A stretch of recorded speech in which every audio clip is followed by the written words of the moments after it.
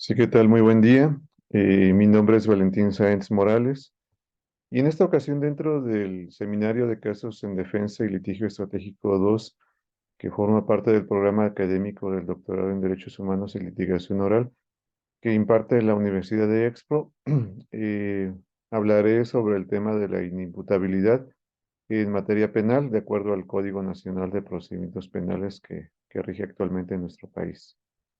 Al respecto, pues bueno, como punto de partida es importante precisar qué es la inimputabilidad y a grandes rasgos, bueno, como antecedente, pues se refiere a esa conducta que no es sancionada por lo que es la legislación penal y esto pues tiende, o bueno, tiene su origen más bien en lo que es la intención o no de causar un daño. De ahí la imagen que estoy compartiendo con ustedes relativa precisamente a qué ocurre dentro de la mente de una persona, ¿no? Y obviamente, insisto, esta es la premisa para determinar si la ley penal sanciona o no la conducta que haya cometido una persona inimputable. Bueno, insisto nuevamente, ¿qué es la inimputabilidad? Bueno, ese término proviene de la palabra imputable, que esta, de acuerdo al diccionario de la lengua española, se refiere a una persona eximida de responsabilidad penal por no poder comprender la ilicitud de un hecho punible eh, o por actuar conforme a dicha comprensión. ¿A qué se refiere esto? Pues bueno, ya lo anticipábamos, ¿no? Nuestra ley penal, nuestra legislación punitiva, lo que sanciona es precisamente la intención de cometer algún daño en perjuicio de otra persona. Insisto, sancionada en el ámbito penal, pero en este caso, bueno, habrá una excepción para esta persona que cometa esa conducta por no haber comprendido la ilicitud del acto que cometió. Entonces, aquí entendemos este concepto de imputable para poder concluir en lo que sería la inimputabilidad, que es lo que nos interesa. Y por lo anterior, bueno, se concluye que la inimputabilidad surge cuando el sujeto no está en capacidad de entender la naturaleza de su acto o determinar su conducta. Es decir, materialmente hubo una consecuencia de derecho penal, pero no existió la intención. ¿Por qué? Precisamente porque el sujeto activo no entendió la naturaleza de su acto. O a causa de un trastorno mental o o inmadurez psicológica, perdón. Y es aquí volvemos a lo mismo. Este trastorno mental o inmadurez psicológica es lo que propicia que el sujeto activo no haya entendido qué estaba la naturaleza o la trascendencia más bien de su proceder para haber cometido algún delito. Entonces, bueno, esto ya trasladado a la materia penal nos lleva al interrogante de cómo tratar a un imputable en materia penal. En el tema tratado, pues se discute la posibilidad de que en tratándose de causas excluyentes de responsabilidad, la inimputabilidad del acusado lo excluya de la responsabilidad del delito respectivo. Esto, pues como lo anticipaba, es finalmente el punto medular del tema que estamos analizando el día de hoy y vamos a determinar si efectivamente un imputable es o no responsable de alguna sanción penal. Dicho rubro se torna interesante debido a que el Código Nacional de Procedimientos Penales contempla la excluyente del delito, pero no de la responsabilidad en un caso específico. ¿Esto a qué nos lleva? Pues bueno, vamos a analizarlo de acuerdo a la exposición del video compartido por la docente, donde, de acuerdo a la explicación por parte del ponente, la excluyente de responsabilidad se actualiza únicamente cuando se está en presencia de un sujeto que se colocó en un trastorno permanente adoptado de manera involuntaria o accidental.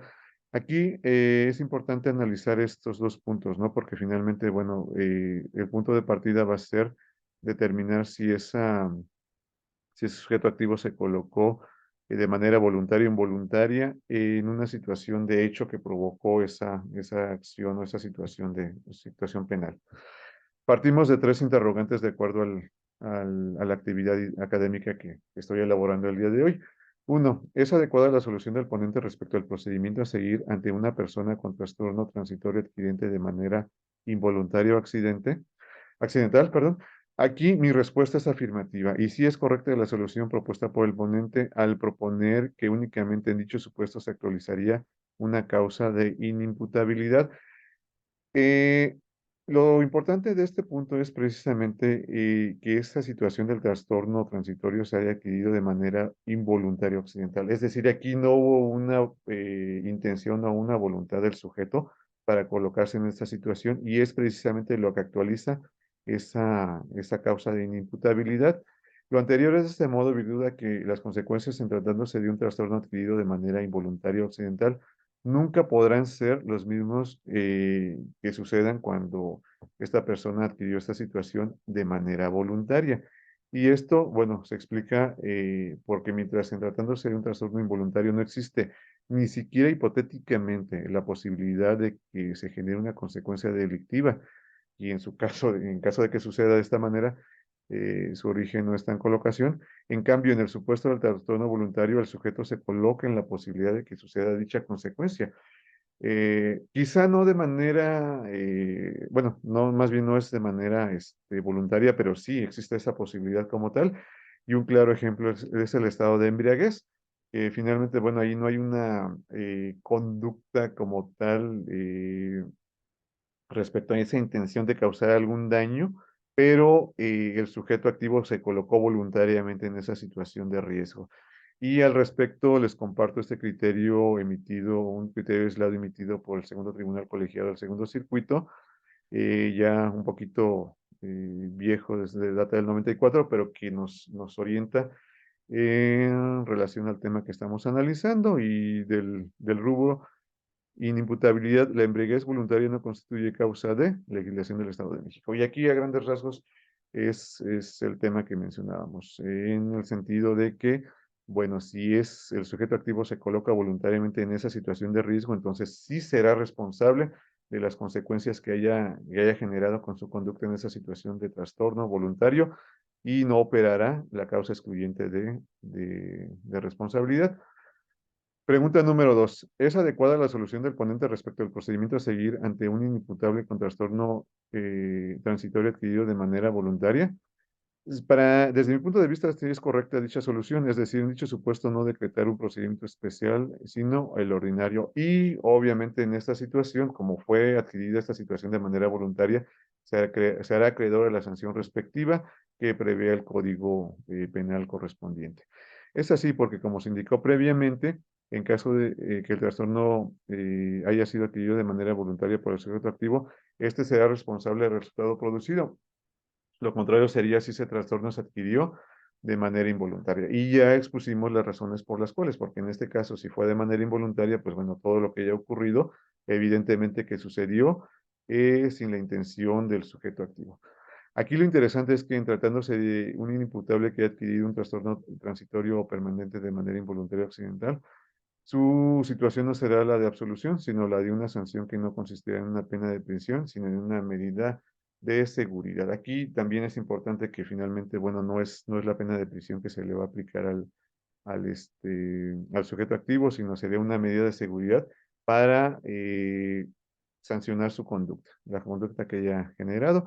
Lo anterior se corrobora desde el momento en que el artículo 416 del Código Nacional de Procedimientos Penales prevé que cuando el acusado se trate de una persona inimputable, al procedimiento ordinario se le aplicarán las reglas de debido proceso con los ajustes al procedimiento que sean necesarios, es decir, atendiendo las características particulares de este sujeto activo, a fin de que el imputado se le apliquen las medidas de seguridad que se estimen pertinentes. Y insisto, en este caso, finalmente lo que nos interesa es que se apliquen las medidas de seguridad que correspondan al sujeto activo de acuerdo al artículo 416. Así queda de manifiesto que en caso de que existiera una responsabilidad penal por parte de una persona imputable, el hecho de que no se le imponga una pena de prisión no quiere decir que quedará absuelto, sino simple y sencillamente que la sanción será la imposición de la medida de seguridad respectiva. Pregunta número 3. ¿Es adecuada la solución del ponente respecto al procedimiento a seguir ante un imputable con trastorno permanente? Considero también que sí es adecuada la solución propuesta, porque en ese supuesto de una persona con trastorno permanente opera el procedimiento especial previsto por el artículo 414 del Código Nacional de Procedimientos Penales, es decir, decretar ajustes al procedimiento y en caso de que se esté en presencia de un trastorno permanente involuntario, decretar que es inimputable. Y aquí es lo que nos interesa en relación al tema, es decir, una persona inimputable que no tuvo la intención de generar una consecuencia o un resultado perjudicial en perjuicio de otra persona, pues evidentemente que si está en esta situación de inimputabilidad, sería una situación que sí lo exime de esa responsabilidad penal que pudiera ocurrir. Y como les comento, pues bueno, finalmente aquí estamos previstos estos ajustes especiales al procedimiento. Caso contrario, ocurriría en el supuesto de que dicho trastorno haya sido voluntario, pues en tal hipótesis, la consecuencia será que se siga el procedimiento ordinario y al haberse colocado voluntariamente en la posibilidad de causar una afectación de naturaleza penal, pues será acreedor a las sanciones respectivas, e insisto, en el procedimiento ordinario y no en el procedimiento con ajustes al trámite respectivo que previa nuestra ley. Bueno, con esto concluyo la presentación. Espero haber satisfecho los requerimientos por parte de la institución educativa. Comparto las referencias que se tomaron en cuenta para la actividad presente y les agradezco mucho su atención. Hasta luego. Gracias.